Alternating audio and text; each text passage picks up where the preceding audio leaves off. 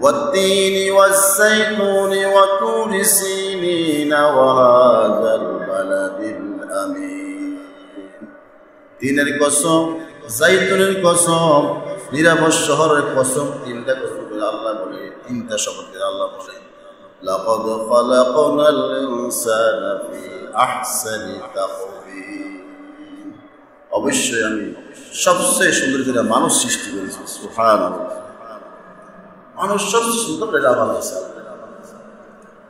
এই সুন্দর করে বানাইছে মানুষকে আল্লাহ গোলামি করবে গরুর মতো বানায় নাই ঘোড়ার মতো বানাইছে না বাঘের মতো বানাইছে না কোনো ফানির মতো মানুষ বানাইছে মানুষকে সুন্দর আকৃতি সৃষ্টি করেছে নবীদের মধ্যে সবচেয়ে সুন্দর ছিল ইউসুফ আলাইহিস সালাম সবচেয়ে সুন্দর ইউসুফ আলাইহিস সালাম তো মিশরের লোক কারণ বিভিন্ন দেশের এক এক দেশে এক এক লোক আল্লাহ রং দিয়ে বানাইছে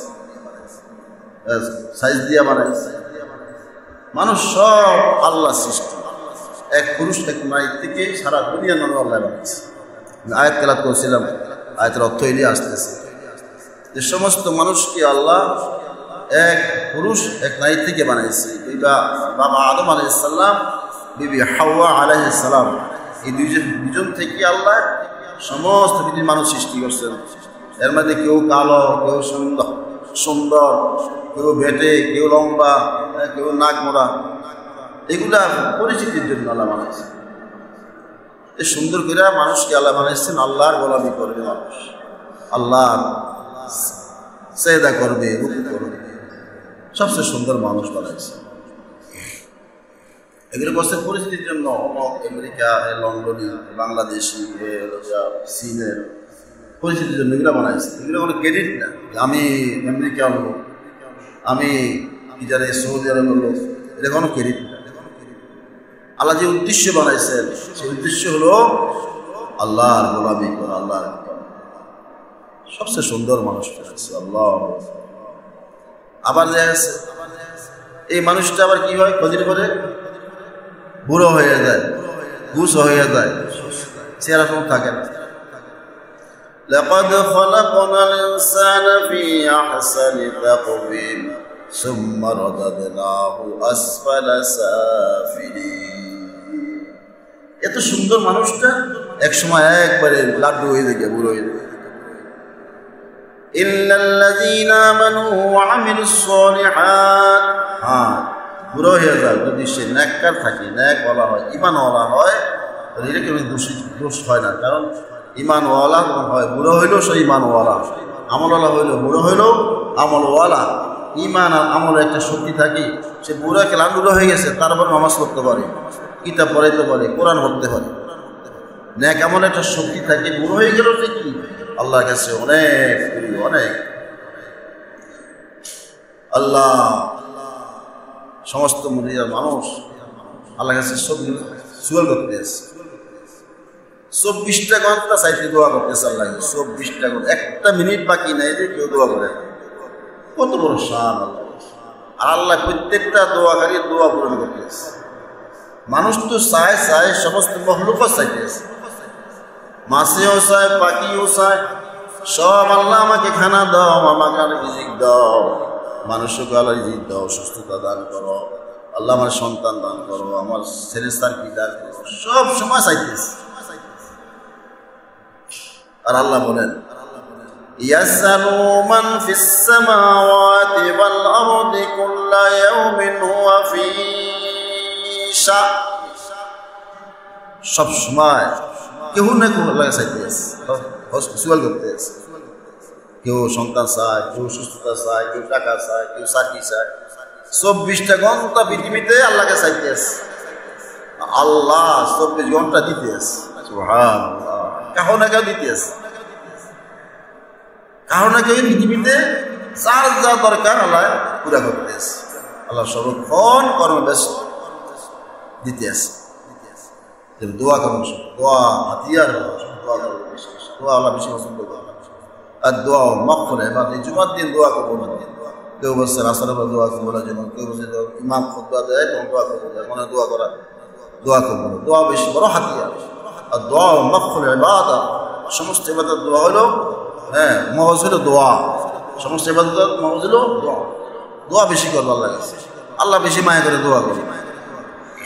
আয়াত পড়ছিলাম, আল্লাহ বলেন সূরা হুজুরাত 12-13 নম্বর আয়াত হচ্ছে, আল্লাহ ইমানদার দাওয়াত দেন, এ ইমানদারেরা, ইয়া আইয়ুহাল্লাযীনা আমানু ইজতানিবু কাসীরাম মিনাজ-যন, এই ইমানদারেরা তোমরা বদগুমান থেকে পরহেজ করো, আর অনেক বদগুমান করিও না, খারাপ গুমান থেকে বেঁচে থাকো।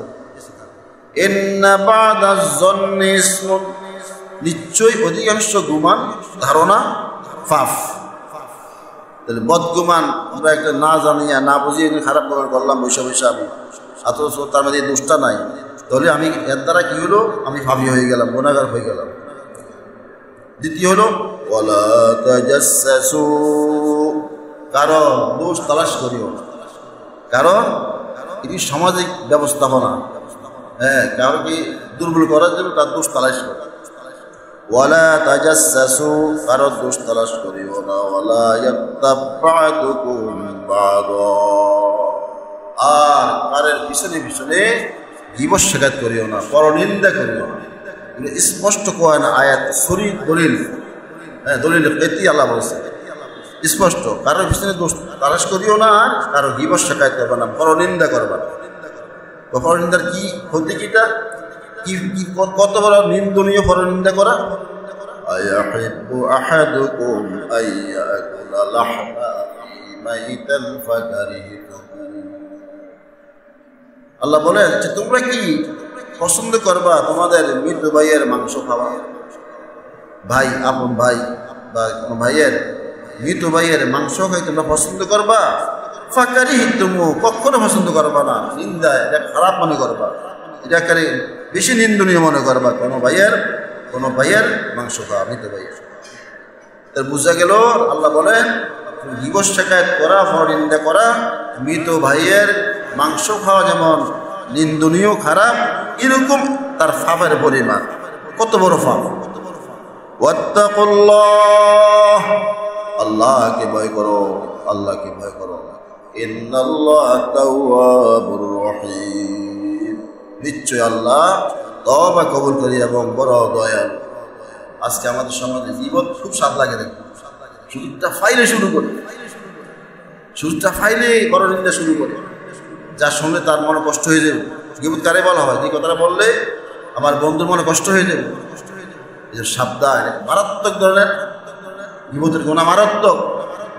গীবত করা পরের হক, আরেকজনের হক নষ্ট করতেছে।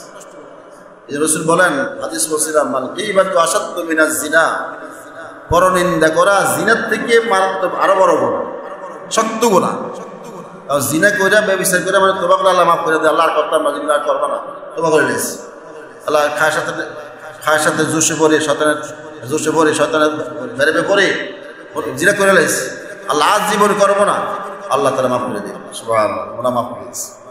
কিন্তু গীবতের গুনাহ যার দরকার হয়েছে বর্ণিত হয়েছে, তার থেকে দাবি তার হক, তার থেকে যদি আপনার মাফ না লন, গুনাহ মাফ হবে না, গুনাহ মাফ হবে, তার হকই দেন।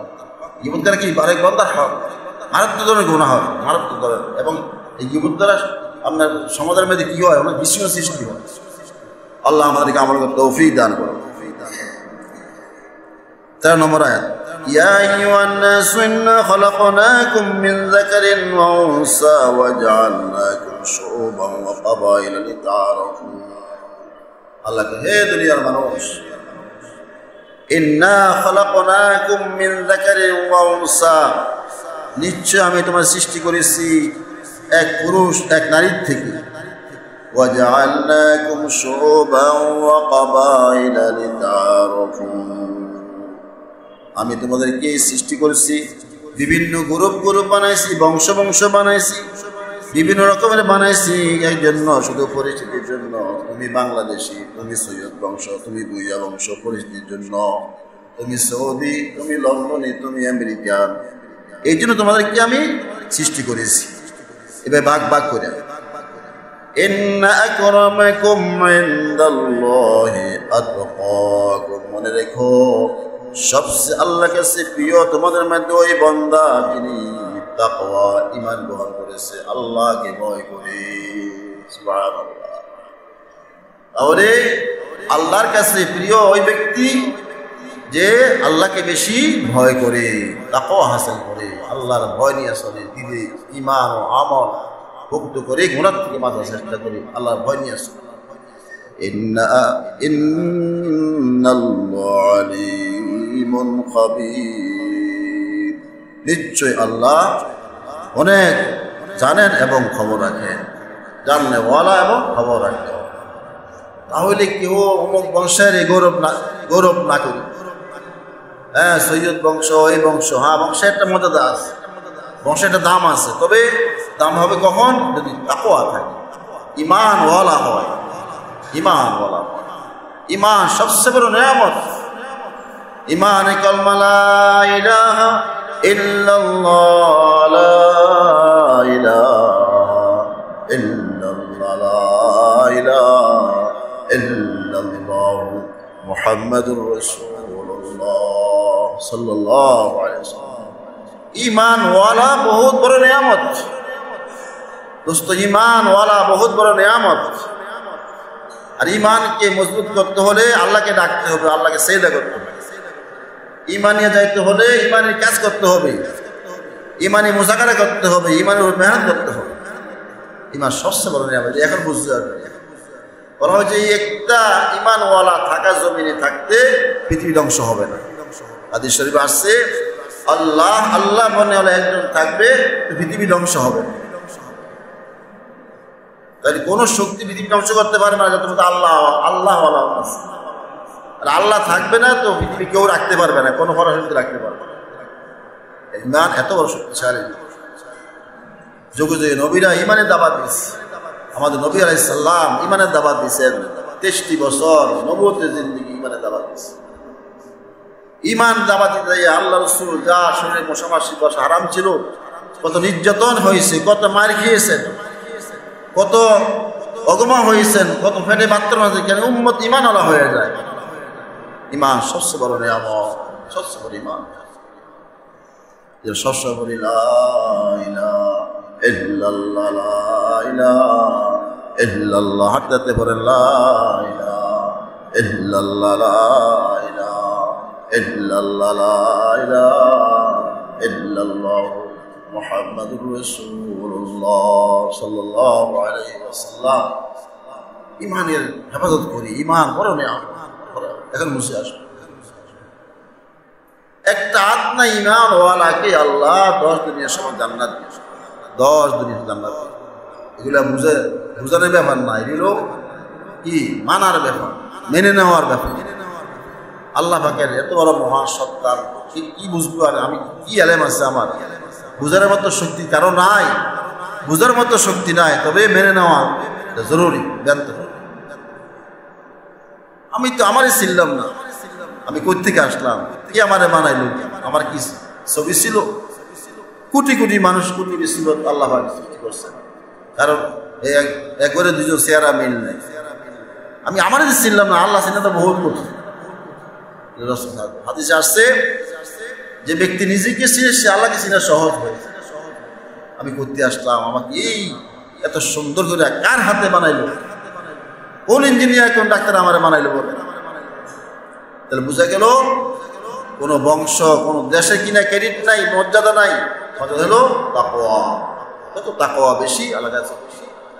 ইন্না আকরামাকুম ইনদাল্লাহি আতকাকুম, আল্লাহর কাছে সম্মানী ইজ্জত হলো যার মানে কি তাকওয়া আছে। বড় চেহারা মানে তাকওয়া নাই, আল্লাহ পছন্দ না। বড় পয়সাওয়ালা তাকওয়া নাই, আল্লাহ পছন্দ না। বহুত পয়সার মালিক তাকওয়া নাই, আল্লাহর ভয় নাই, পছন্দ না, আল্লাহ পছন্দ।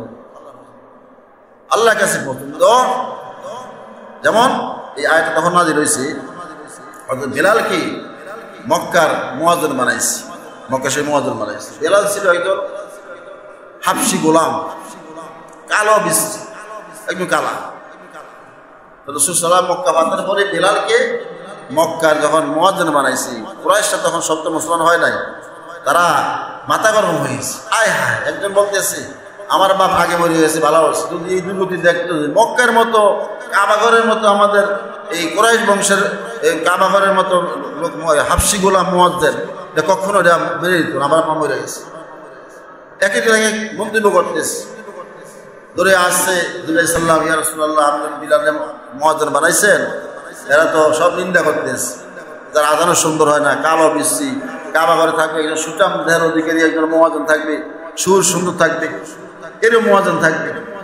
কিন্তু বেলাল যে আল্লাহর কাছে কত প্রিয় বান্দা, কত কবুল হয়ে গেছে আল্লাহর কাছে। কাবাঘরে মুয়াজ্জিন বিলালকে মানে কিরম শান ও মান হইলে আল্লাহ পাক, আরো তো বহু সাহাবী ছিল, সুরওয়ালা সাহাবী ছিল, আসিল না? আল্লাহ নবী সাল্লাল্লাহু আলাইহি মেরাজ গেলেন, যাইয়া যখন ওনাকে জান্নাত দেখাইলেন, পরিদর্শন করাইলেন, উনি দেখতেছে বেলালের পদচারণ শোনা যায় জান্নাত। সুবহানাল্লাহ বলতেন না? হাফসি গোলাম ছিলেন সারা বছর, ইমানের নিয়ামত ভোগ করে, ইমান গ্রহণ করে কত নির্যাতন বেলাল রাদিয়াল্লাহু হয়েছে জানেন? ইমানের পর ইমান, মায়ের পর মিয়ান। কিন্তু বেলাল কি বলছে? আহাদ আহাদ আহাদ, এক আল্লাহ, যত মাসে এক আল্লাহ এক আল্লাহ। ইমান ছাড়ে নাই, ইমান নষ্ট করে নাই। তো আমরা বহু লাগে ইমান নষ্ট করে লাই, ছেলের জন্য ইমান নষ্ট করে লাই। হায় হায়, আমাদের সমাজ কোথায় চলে গেছে দেখলাম কয়েকদিন আগে, 4 দিন আগে এক ছেলে তার মাকে হত্যা করে ফ্রিজে ঢুকাই রাখছে। তো খবর তো সবাই জানে। কিরকম সন্তান হলে, কত বড় জাদ্দার গাদ্দার সন্তান হলে এই কাজ করতে পারে বলে? যার মার, যে ব্যক্তি মার মুখে দিয়ে তাকাইলে হজের সওয়াব পাওয়া যায়, গুনাহগুলো মাফ হয়ে যায়, যে বাপের সিরা দিতে গেলে হজের সওয়াব পাওয়া যায়, এমন সন্তান মাকে মেরে ঢুকাইয়া রাখছে। ও ভাই, হুঁশিয়ার হয়ে যায়, হুঁশিয়ার। সন্তানদেরকে কোরআন শিখান, দিন শিখান। সে লোভে পড়ে গেছে, নারী লোভে পড়ে গেছে, টাকার জন্য মা মেরে ফেলছে। কত বড় অবস্থা তার ভিতরে জমছে, চিন্তা করে। এই জন্য দিনের তালিম দেয়, একমাত্র দিনই সম্মান রাখতে পারবে, মার সম্মান দিবে, বাপের সম্মান দিবে। বেলাল রাদিয়াল্লাহু আনহু যদি হাফসি গোলাম আল্লাহর কাছে কি হয়, ইয়া বেলাল তুমি কি আমল করো, জান্নাতে তোমার কথা শুনলাম, তোমার পদচারণ শুনলাম। ইয়া রাসূলুল্লাহ আমল তো আমরা সামনে করি, তবে ওযু করে করে 2 রাকাত নামাজ পড়ি। আল্লাহ রাসূল বলে, বেলাল এই নামাজের বরকতে তুমি জান্নাতে চলে গেছো। সুবহানাল্লাহ। যখন ওযু করে আমরা তাহিয়াতুল ওযু করি, 2 রাকাত নামাজ পড়ি। দেখো বেলাল রাদিয়াল্লাহু আনহুকে আল্লাহ কত শান দিয়েছে। একবার সব বিদ্রোহ শুরু করছে, সময় শেষ হয়ে যেতেছে, শেষ হয়ে যেতেছে, যে বেলাল আজান সুন্দর না, আজান মুয়াজ্জিন দেন, দিছে সুন্দর এক সাহাবী, সুন্দর আওয়াজ দিছে, ফজর আজান দিছে। হ্যাঁ, আর রাত্র সময়, রাত্র হইতেছে, রাত্রে খবর নাই, ধরে জিবরাইল সালাম আসছে, ইয়া রাসূলুল্লাহ বেলাল কোথায়? আজান তো বুঝতেছে না, আসছে আজ রাত্র তো হইতেছে না। কারণ বেলাল আজান আসছে, বেলালের আওয়াজ আসলে পড়ছে নাই, আজান কিন্তু হয়েছে, আরেকজন সাহাবী দিছে। কিন্তু বিলাল কি আল্লাহর নিযুক্ত করছেন, যেহেতু আজান একটা তাওহীদ, একত্ববাদের একটা এলান, আর সবচেয়ে বেশি বেলাল একত্ববাদের উপরে বেশি কষ্ট পাইছেন, নির্যাতন করছে, তারপর আল্লাহকে ছাড়া নাই, একত্ববাদ ট্রেনিং ছিল, তার মজবুত ছিল, ইস্তেকামত ছিল। এই জন্য আজানের জন্য, তাওহীদের জন্য আল্লাহ বেলালকে কবুল করছে। আরেকজন সাহাবী আজান রাত হয় না, তখন বলতে আল্লাহ রাসূল বেলাল কোথায়, তাড়াতাড়ি বেলালকে আজান দিতে বলে, রাত হইতেছে। সুবহানাল্লাহ। এই জন্য টাকা পয়সা গৌরব, শিক্ষার গৌরব এটি দেয় না, লাভ নাই। দিয়ে কি গৌরব দেবেন? ঈমানওয়ালা, তাকওয়াওয়ালা, আল্লাহওয়ালা, এরই গৌরব দেবেন।